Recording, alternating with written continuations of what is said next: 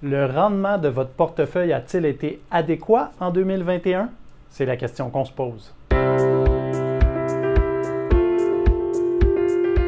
Alors aujourd'hui, on veut parler des barèmes. Vous avez probablement ou vous êtes sur le point de recevoir votre rapport de rendement pour l'année 2021 si vous avez des avoirs chez un conseiller ou un gestionnaire. Donc aujourd'hui, on se demande comment bien évaluer les rendements de ce portefeuille-là. Puis, évidemment, quand on reçoit son rapport de rendement, il y a deux éléments dont ça vaut la peine de se poser la question. Le premier, évidemment, c'est est-ce que moi, en tant qu'épargnant, j'atteins mes objectifs? Donc ça, c'est vraiment propre à vous. Mais le deuxième que vous êtes en droit de vous demander, c'est au niveau des résultats. Est-ce que le résultat, le rendement de votre portefeuille est adéquat par rapport à ce que vous auriez dû avoir par rapport à la moyenne des marchés?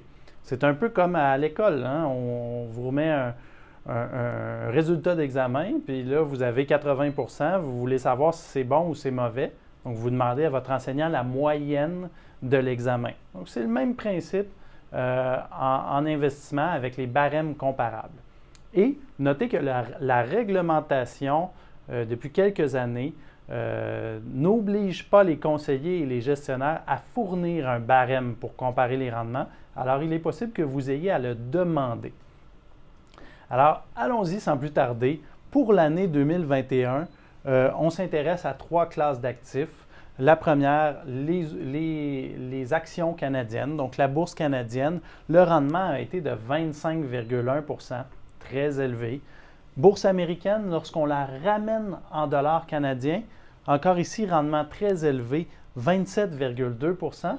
Et au niveau des obligations canadiennes, on a un rendement négatif de 2,7 %. Hein? Alors attention, là, les gens qui disent qu'on ne peut pas perdre d'argent avec des obligations, bien, en voici un bon exemple.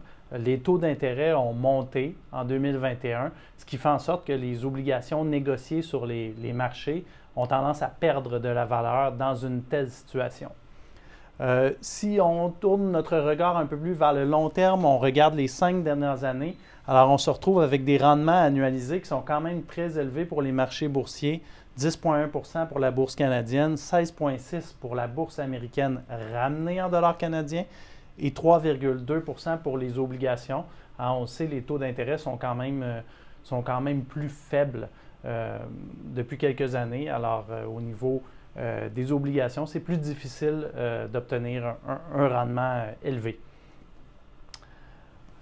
Évidemment, votre répartition d'actifs pourrait ne pas être 100 % en actions ou 100 % en obligations. Alors, on fournit quelques exemples de barèmes.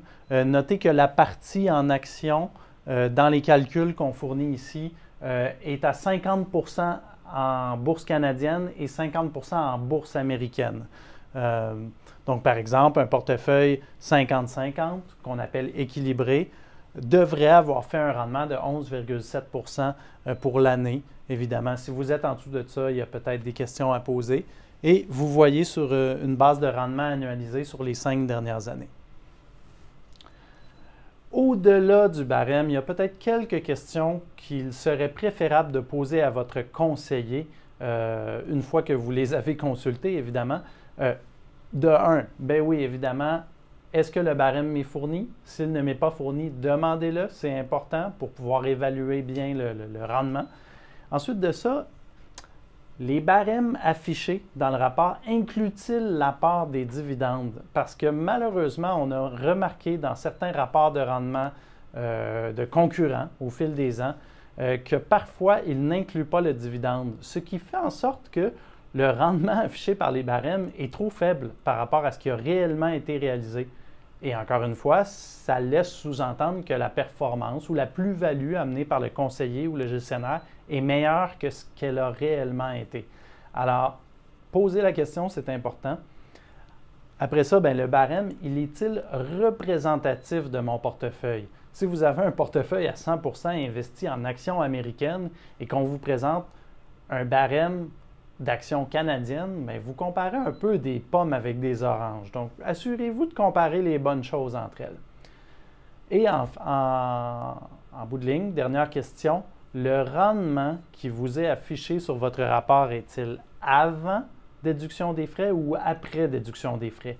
Normalement, la réglementation exige qu'il soit après déduction des frais. Donc, c'est réellement le rendement que vous avez obtenu. Toutefois, on a remarqué que ce n'est pas toujours le cas. Alors, allez voir là, dans les petits écrits au bas de votre rapport qu'est-ce qu'il en est.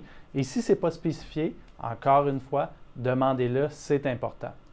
Si vous voulez aller encore plus dans le détail, parce que, bon, tout à l'heure, on vous a montré des périodes très fixes, 1 an et 5 ans, mais si vous voulez évaluer votre rendement sur 6 ans, 7 ans, 4 ans, utilisez notre outil qui est sur notre site web au comparendement.gpsmedici.ca et cet outil-là qu'on a programmé au cours des dernières années permet de prendre votre rapport de rendement et de vraiment calibrer la période de temps que vous voulez pour voir comment vous avez performé.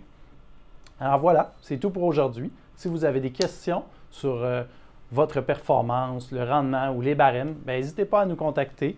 Les coordonnées sont juste ici. Merci.